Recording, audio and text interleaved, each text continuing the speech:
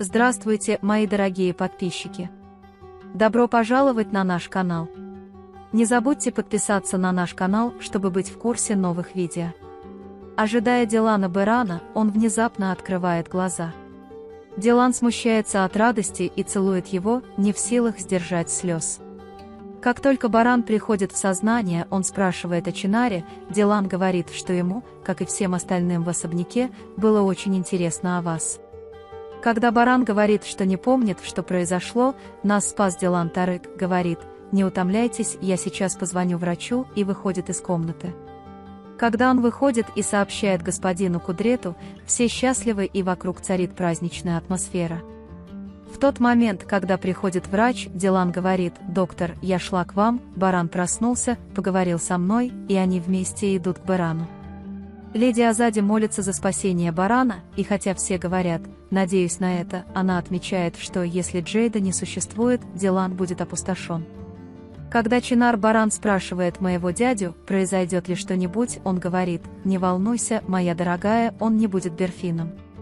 Как только приезжает Тарик, госпожа Хаджер подходит к нему и спрашивает, есть ли прогресс. Тарик говорит, что прогресса нет. Пока госпожа Хаджер говорит: «Я надеюсь, что это не выйдет наружу и не перерастет в кровную месть», госпожа Азади звонит и сообщает ей, что Кудрет Бей Баран проснулся. Когда Тарик желает ему удачи, госпожа Азади говорит: «Спасибо, сын мой Баран, если он проснулся, то это благодаря Богу, а затем и тебе». Когда Баран приходит в сознание, к нему приходят Акиф и Кудрет Бей и говорят, что Нихат не умер, но его состояние тяжелое. Когда Баран говорит, что я не прощу себя, если что-нибудь случится с стариком, господин Кудрет говорит: «Все в порядке, сынок. Все в порядке, не волнуйся». Когда к ним приходит Дилан, они оставляют ее наедине с Бараном и уходят. Когда Дилан говорит, что даже мысль о твоей потере очень тяжела, Баран говорит: «Я не собираюсь оставлять тебя, и мы все равно будем страдать от потерянных лет». Дилан говорит: «Мне очень жаль, я очень злюсь на себя за то, что бросил тебя, я потерял себя, когда мы потеряли сына, теперь я понимаю, какую большую ошибку я совершил, я должен был всегда быть с тобой, я был несправедлив к обоим из нас». Когда Беран говорит: «Не вини себя, я всегда знал, что ты любишь меня, я всегда это чувствовал», Дилан спрашивает: «Давай никогда больше не расстанемся друг с другом, даже если я захочу уйти, не позволяй мне, ладно?» Беран говорит: «Я никогда не отпущу тебя, ты мой вечный гость», и Дилан целует его в щеку. Пока Тарик думал один, госпожа Хаджер подошла к нему и сказала: «Тебе лучше подумать о чем-нибудь, хватит, слабость, которую ты показал этому ребенку, ты упустил возможность, которая у нас была, ты забыл, через что тебе пришлось пройти, что случилось с твой брат, ты тоже это забыл. Разве мы не пережили все неприятности из-за Карабеев, как быстро ты забыл все эти неприятности?» Тарик кричит: «Я ничего не забыл». В то время, когда госпожа Хаджер сказала, что Баран болен и слаб, завершите этот вопрос как можно скорее, это мое единственное желание от вас, как от вашей матери, приходит Джейда и спрашивает, о чем они говорили. Госпожа Хаджер ничего не отвечает. Поворачивается к Тарику, говорит хорошенько подумать над тем, что я сказал, и уходит. Хасан так хорошо идет, что ему хочется выйти из комнаты и спуститься по лестнице, но, увидев госпожу Хасибе, он тут же бежит обратно. Госпожа Хаджер приходит к Гэже Азади и говорит, что мне есть что сказать.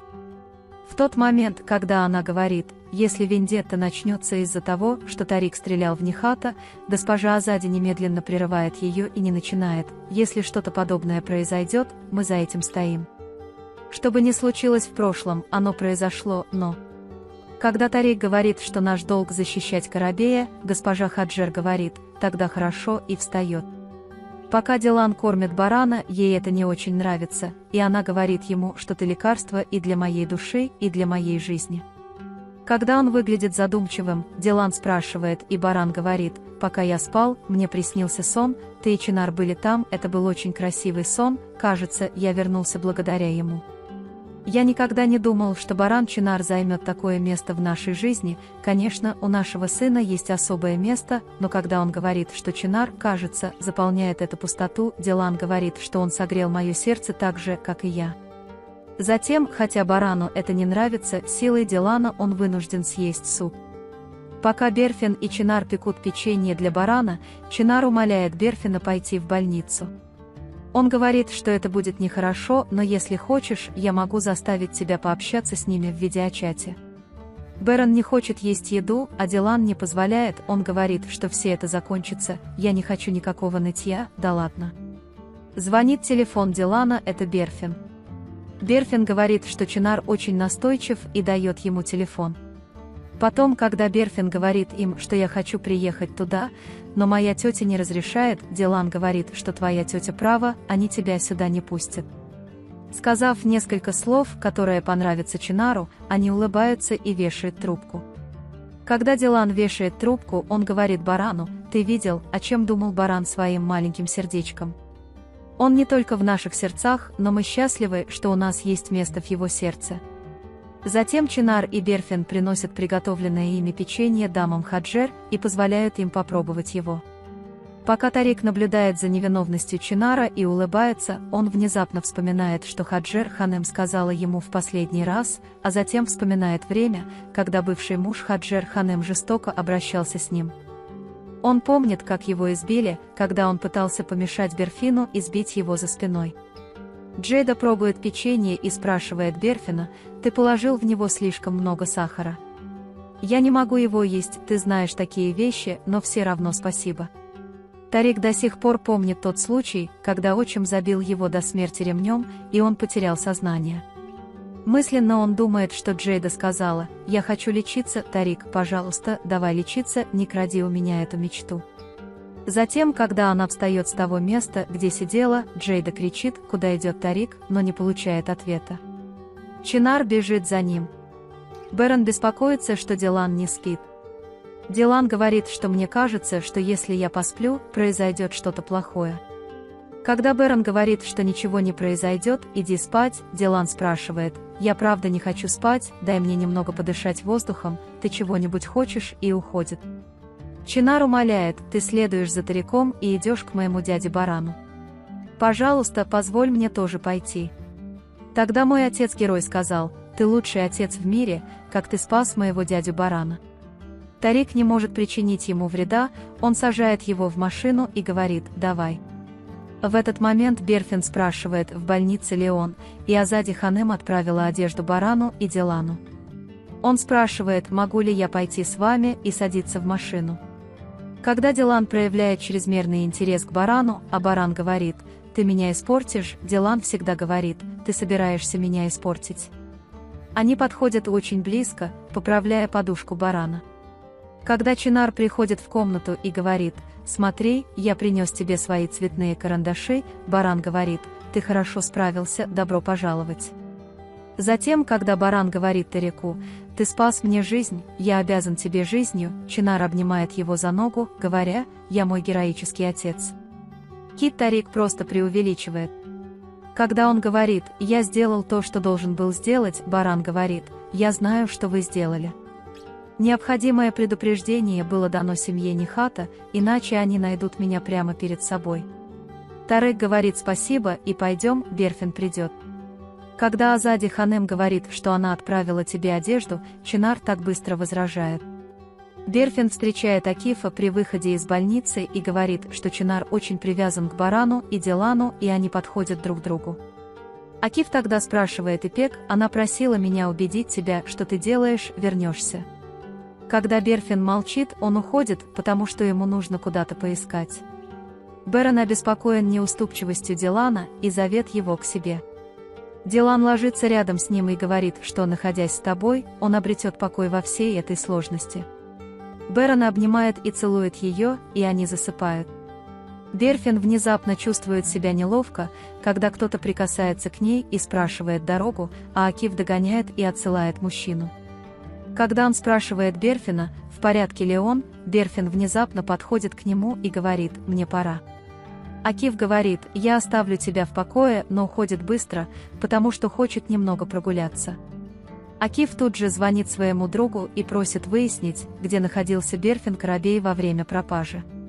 Акиф сообщает Барану, что расследование Нихата расширено, и информирует его о ситуации.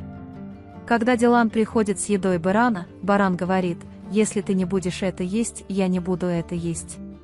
Я не видела, чтобы ты что-нибудь клал в рот в течение нескольких дней. Они согласны, одно для себя и один для барана. Тарику снится кошмар во сне, он видит своего отчима и, думая, что душит его, душит Джейду. Джейда вырывается из его рук. Когда Тарик просыпается, он извиняется перед Джейдой. Джейда говорит: тебе снова приснился тот же сон. Иди сюда. Она обнимает его, прижимает к груди и спрашивает, хочет ли он ей рассказать. Тарик ей все рассказывает. Джейда говорит: ладно, все кончено.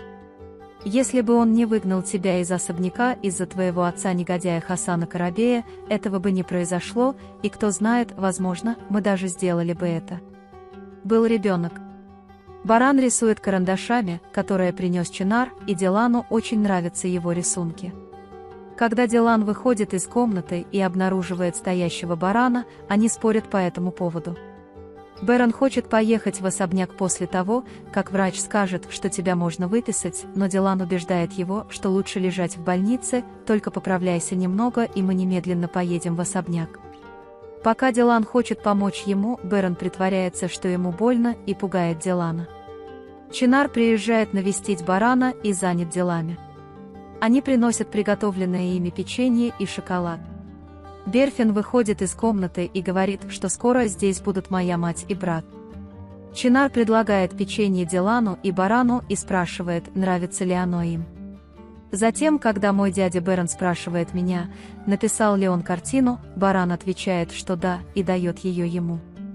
Пока Чинар говорил о том, что делать, когда баран выйдет, баран и Дилан обсуждали, покидать больницу или нет, Чинар сказал: «Я не буду вмешиваться, вы двое взрослых, решите это между вами и моим отцом. Мне точка». Дилан и Бэрон говорят, какой он справедливый и как он уходит, не обижая его, и желают, чтобы взрослые были такими. Чинар идет к Тарику, показывает рисунок барана с изображением Дилана барана и Чинара и говорит: «Смотри, мой дядя баран нарисовал его для меня». Когда Тарик и госпожа Хаджер не отвечают, Берфин уводит его, говоря: «Моя тетя очень милая, приходи и позволь нам тебя накормить». Хаджер говорит: «Посмотри на это, его жена с одной стороны, а Чинар с другой, сначала он заберет власть, а теперь Чинар у тебя, хватит, открой глаза».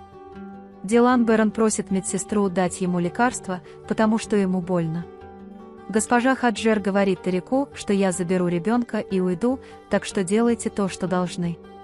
Когда господин Кудрет и Берфин говорят, что Чинар очень привязан к барану и Дилану, господин Кудрет говорит: «Ну, как говорится, кровь берет кровь». Вы можете поделиться своим ценным мнением в разделе комментариев. Не забудьте подписаться и включить уведомления, чтобы увидеть больше видео. Увидимся в следующем видео. Береги себя. До свидания.